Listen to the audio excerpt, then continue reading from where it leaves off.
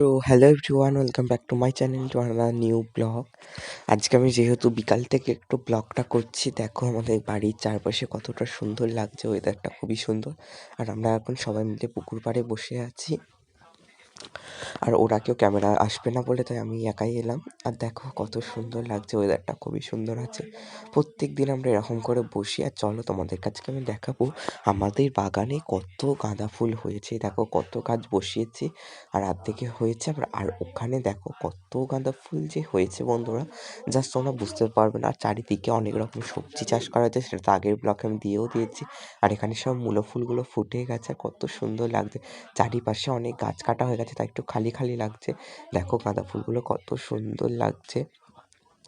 আর এই দিকেরগুলো তো পুরো ডাল নিচে পড়ে গেছে, এত বড় বড় গাঁদা ফুল হয়েছে।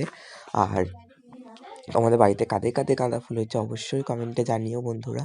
দেখো কত সুন্দর লাগছে, আজকের ওয়েদারটাও খুবই সুন্দর আছে। ভিডিওটি তোমাদের যদি ভালো লেগে থাকে অবশ্যই লাইক কমেন্ট শেয়ার করো, সাবস্ক্রাইব করতে ভুলো না। আসবো আবার একটা নতুন ভিডিও নিয়ে।